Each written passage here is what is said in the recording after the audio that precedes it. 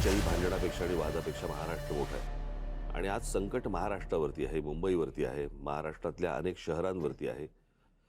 या विषयात अनेक वर्ष मी बोलतोय, उद्धवही बोलतोय या सगळ्या गोष्टींमध्ये.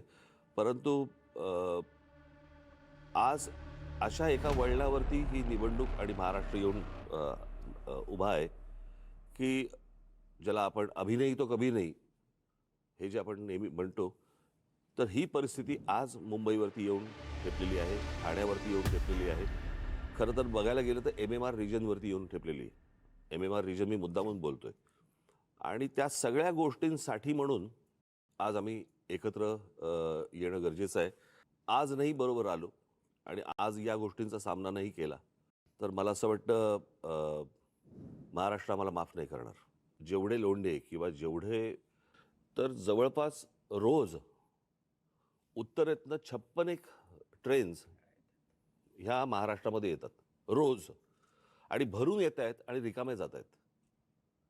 आज जर समजा तुम्ही ठाणे जिल्हा, एक जिल्हा जर समजा पाहिलात, बरोबर आहे, ठाणे जिल्हा हा मला असं वाटतं जगामधला एकमेव जिल्हा आहे की जिकडे ठाणे, नवी मुंबई, कल्याण डोंबिवली, भिवंडी, परंतु पालघरमध्ये वसई, त्याच्यानंतर मीरा भाईंदर, त्याच्यानंतर वसई विरार आली, त्याच्यानंतर तुमची नवी मुंबई, अशा जवळपास 8-9 महानगरपालिका आहेत.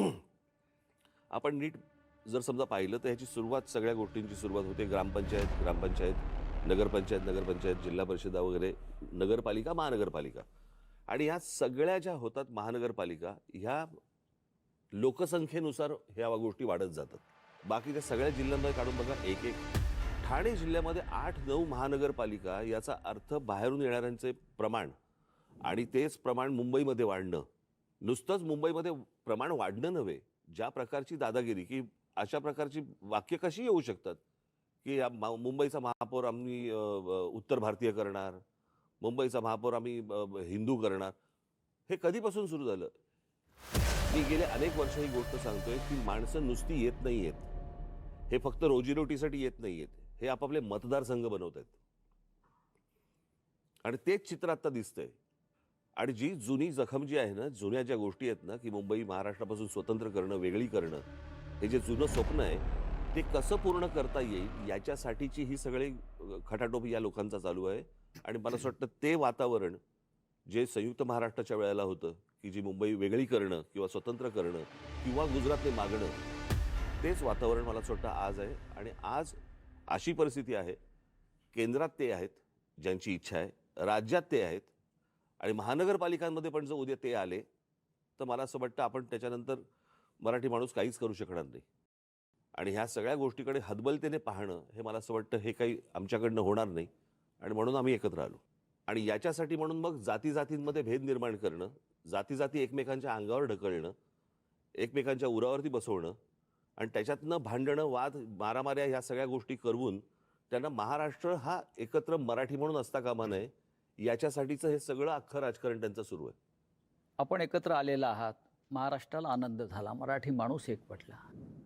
पण भारतीय जनता पक्षाचे सध्याचे मुख्यमंत्री देवेंद्र फडणवीस म्हणतात आपल्या युतीविषयी. त्याच्यामुळे मला काही त्यांच्या बोलण्याला काही लॉजिक आहे असं मला वाटत नाही. आणि भ्रष्टाचाराच्या गोष्टी तर फडणवीसांनी करूच नाहीत ना. का याची मुदत संपली 2022ला, आणि 2022लाच मला असं वाटतं उद्धव सरकार गेलं, बरोबर. त्याच्या आधी महापालिका विसर्जित झाली होती. आधी म्हणजे कधी 21ला, 6 महिन्या अगोदर. एक त्या माझं जूनमध्ये सरकार पडलं, मला वाटतं मार्च, 4-5 महिन्या अगोदर, बरोबर, तेव्हा मुदत संपली. 22, त्याच्यानंतर 25 पर्यंत, 4 वर्ष झाली आता. या 25 पर्यंत, आज 26 कधी 26ला आज जानेवारीमध्ये निवडणूक होते. इतकी वर्ष का गेली? मी माझ्या पुढच्या काही भाषणांमधनं किंवा माझ्या काही इंटरव्ह्यूमधनं मी ते तुम्हाला नीट सांगणार आहे की ह्याचं काय प्लॅनिंग चालू होतं आणि 24 ते 25 मध्ये काय झालं, एका वर्षात काय झालं, हे मी तुमच्यासमोर आणणार आहे. मी आत्ता नाही बोलत या विषयात, परंतु हे काय प्रकारचं प्लॅनिंग आणि कशासाठी या निवडणुका पुढे ढकलत आज 26 पर्यंत आल्यात, ते मी तुम्हाला सांगणार आहे नंतर. ही माणसं जी आहेत ना, ही म्हणून मगाशी मी म्हटलं नाही, ही बसवलेली माणसं आहेत. आणि तू म्हणतोस की हे जागा दाखवतात, हे जागा नाही दाखवत. ते जागा पाहतात, हा, तेच त्यांच्याकडे ते. सह्यांसाठी फक्त फायली येतात.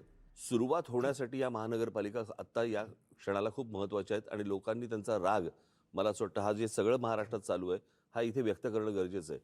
ही सत्ता आमच्यासाठी नको आहे, परंतु ज्या काही गोष्टी होत आहेत याच्यावरती जर बंधनं आणायची असतील, त्याला सुरुवात जर समजा करायची असेल, तर मला असं वाटतं महानगरपालिका आता ही गरज आहे. ज्याच्यासाठी खास करून मुंबई, ठाणा, पुणा, नाशिक, तुमचं मीरा भाईंदर असेल, कल्याण डोंबिवली असेल, इतर सगळ्या महानगरपालिका, इथे लोकांनी आता राग व्यक्त करणं गरजेचं आहे. काय होतंय, लोकांकडनं जर समजा त्यांनाच मतदान होत असेल, बाकीच्या गोष्टी सोडा, ते माघारी घेऊन पैसे देऊन काहीतरी ते माघारी घ्यायला लावणं वगैरे वगैरे, पण लोकांनी जर समजा मतदानातनं राग व्यक्त नाही केला, तर मला असं वाटतं की ते मग आपण म्हणतो ना नंतर की ते राजानं मारलं काय आणि पावसानं झोडलं काय, तक्रार कोणाकडे करायची? तुमच्याकडे करणार लोक तक्रार. तक्रार नुसतं म्हणजे आमच्याकडे फक्त तक्रार, मतं नाहीत, असं थोडी होतं. आता म्हणजे स्वकीयांचा घात करणं हे फक्त पक्षांमध्ये नसून राजकीय पक्षांमध्ये पण तेच चालू आहे आणि तीच कृती आता सगळी सुरू आहे. आपल्याच लोकांकडनं ह्या गोष्टी करवून घ्यायच्या. कसं आहे, मराठी म्हणून तुम्ही एकत्र आलाच नाही पाहिजेत आणि याच्यासाठी म्हणून मग जाती जातींमध्ये भेद निर्माण करणं, जाती जाती एकमेकांच्या अंगावर ढकलणं, एकमेकांच्या उरावरती बसवणं आणि त्याच्यातनं भांडणं, वाद, मारामाऱ्या ह्या सगळ्या गोष्टी करवून त्यांना महाराष्ट्र हा एकत्र मराठी म्हणून असता कामा नये, याच्यासाठीचं हे सगळं अख्खं राजकारण त्यांचं सुरू आहे. काय 4 प्रकारच्या जागा असतात. एक केंद्र सरकारची जागा असते, एक राज्य सरकारची जागा असते, एक महानगरपालिकेची जागा असते आणि एक खाजगी जागा असते. बरोबर?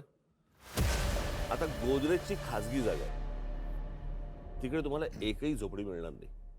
पण केंद्र सरकारच्या, राज्य सरकारच्या आणि महानगरपालिकांच्या, बरोबर, या ज्या सगळ्या जागा आहेत ह्याला आईबापच नाही. म्हणजे आज कित्येक वेळेला अशा अनधिकृत गोष्टी या पाडल्या गेल्या आणि नंतर तिकडचे कोणीतरी अधिकारी त्यांना त्याच्यावरती ज्या प्रकारचा ज्याला वचक पाहिजे तो वचक मला असं वाटतं की येणं गरजेचं आहे. तो कोणी म्हणजे तो उद्या आम्ही आणू, उद्या कोणी राज्यातली लोक असतील त्यांनी आणावा, उद्या राज्यात आम्ही आलो तर आम्ही आणू. पण मला असं वाटतं की तुम्ही जे बोलताय ते अत्यंत योग्य आहे की जागा संपलेली आहे. तो सगळा देश पाहताना मला पहिला मनात प्रश्न आला, इथला विरोधी पक्ष काय करतो? हो. म्हणजे निवडणुकीच्या तोंडावरती काय सांगतो तो की मी तुम्हाला हे देईन, मी तुम्हाला ते देईन, मी तुम्हाला त्या कल्पनेच्या बाहेर होतो मी. बरोबर आहे? मुंबईमध्ये मुंबईकरांना काय पाहिजे हे मला असं वाटतं मुंबईत तुम्हाला तिथे जन्माला आल्याशिवाय कळणार नाही. बाहेर येऊन ज्यावेळेला तुम्ही ती एखादी गोष्ट बघता, शहर बघता किंवा एखादा देश बघता ना, तुम्हाला समजणारच नाही तिथले प्रश्न काय आहेत ते.